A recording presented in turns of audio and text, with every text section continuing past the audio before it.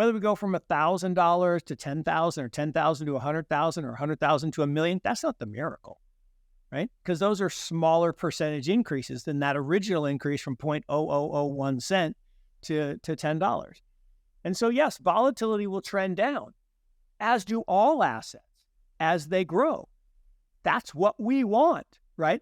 This idea that we, some small horde of people, want to have all the volatility to ourselves, that's not what this was invented for.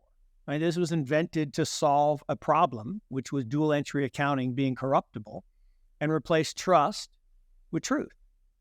The founder, CEO, and CIO of Morgan Creek Capital, Mark Yusko, delves into the impact of Bitcoin on investments, exploring various aspects from market dynamics to regulatory shifts. 2024 is already shaping up to be a transformative year for digital assets, particularly Bitcoin. With SEC approval for a spot Bitcoin ETF last week and Bitcoin's next halving event scheduled for April, we anticipate critical shifts in supply and demand. Past halving cycles suggest that the 100x type return is behind us, where the bull market upside diminishes with each cycle. In the most recent halving year, Bitcoin saw a 25% increase between January and February, going from $7,400 to above $10,000.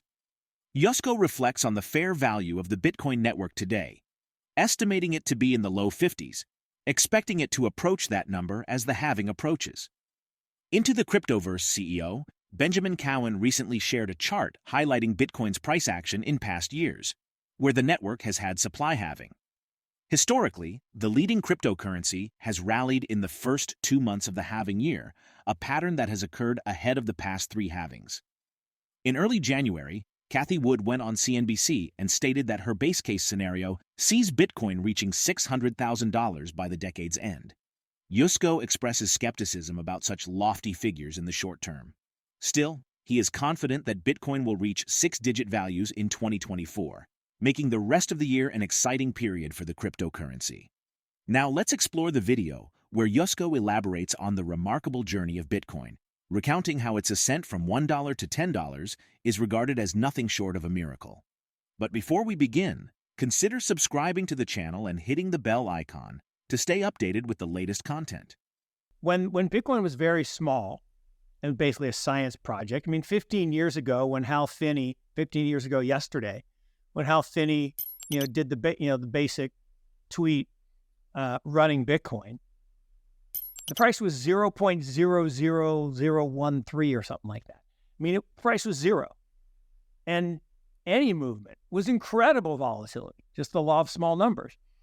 And then volatility was really high, and that was great. When it went from $1 to $10, that was a miracle, right? That was the miracle. I still think fair value of the network today is somewhere in the low 50s, and we're going to creep toward that number by the halving. Now, I think that gets accelerated by the approval of the ETF. Now, we're going to have some nonsense of the future selling and some front running and day trading. And so there'll be some volatility. But I think between now and the halving, we'll definitely get into the 50s. And, whether we get to the all-time high, I don't know. But on the halving, what happens is the fair value basically has to adjust upwards, or otherwise the miners don't make enough to stay in business.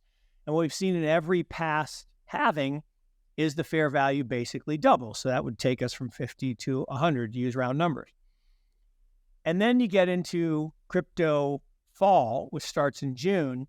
And that year following the halving, you get the FOMO and the momentum and the leverage and the craziness. I think that's going to be less this time. Right? Normally, it's about 2.3, 2.5 times fair value. So if fair value is 100, that would take us to 230, 250. I don't think we get there, right? I think it's probably a 1.5-ish move this time because there won't be as much liquidity and won't be as much leverage. Now, is that too conservative? Probably. Cathie Wood on this morning saying, oh, no, it'd be 600,000. Look, of course she's going to say that. She's trying to sell her product. But I actually think she probably believes at least a little bit, that that's possible. Do I think we'll see 500, 600,000? Sure. By the end of this year, by the end of next year, probably not. But I'm pretty confident that we'll see, 6-digit Bitcoin in 2024, and the rest of the year will be a lot of fun. Yusko highlights Bitcoin's remarkable performance, being the best performing asset in 12 of its 15 years, as evidenced by a chart from BlackRock.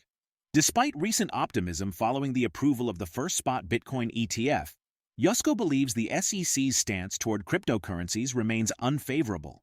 The Securities and Exchange Commission delayed its deadline to decide on Fidelity's proposal for a spot in the Ethereum exchange-traded fund until March 5th. In a recent interview, Bloomberg ETF analyst Eric Balchunas said there is a 70% chance a spot Ether ETF will be approved by May. However, Yusko disagrees. He expressed skepticism about the approval of a spot Ethereum exchange-traded fund by the United States Securities and Exchange Commission this year. Now, let's redirect our attention to a video. Zero exposure to Bitcoin is the wrong number.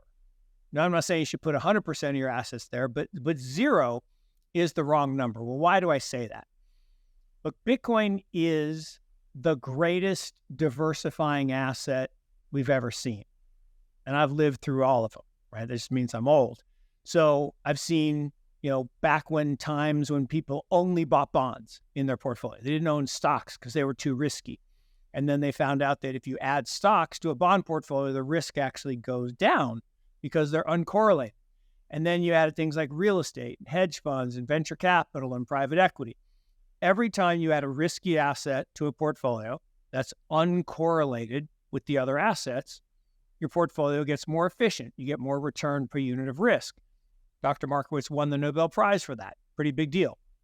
Well, Bitcoin, over its 15-year life, is 0.0 correlated to bonds and 0.15 correlated to stocks. It's the least correlated asset of any asset. Stocks and bonds are 0.3 correlated for reference. So when you add it to a portfolio, your return goes up, your risk goes down.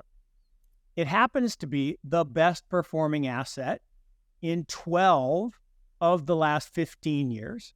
Of the 15 years it's been around. In fact, BlackRock actually put out a chart today showing that it's been the best performing asset in 12 of its 15 years of existence. So it's got a good return. Therefore, you should own a little bit of it. I think the big challenge is timing. I mean, it took 10 years to go from the first application by the Winklevoss twins for an ETF in Bitcoin to approval yesterday. So now Ethereum will stand on the shoulders of giants in the sense that it probably won't take 10 years. But I think the big challenge is going to be, look, the SEC didn't want to approve this. It was clear in the chairman's statement that, we're approving the ETFs, but we're not approving or endorsing Bitcoin.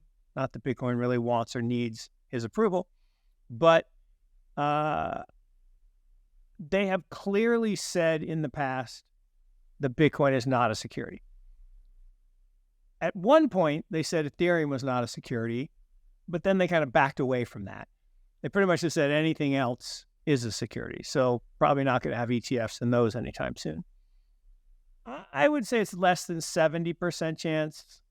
I'd probably say less than 50-50. I think it'll just come down to, are the people that run the firms that manage these assets willing to do the hard work to make it happen? So we'll see how that goes. Unlike fiat currencies that central banks can monitor, cryptocurrencies like Bitcoin operate without such centralized oversight. Implementing the Bitcoin halving event aims to prevent inflation associated with Bitcoin. In 2023, Bitcoin's role in international transactions reached its highest point in a decade. The surge in Bitcoin's value by 155% in 2023 can be attributed to growing optimism around ETFs. Your input is valuable. Share your thoughts in the comments. If you found this content helpful, give it a thumbs up, and remember to subscribe to stay updated. Thank you for being a part of this journey with us.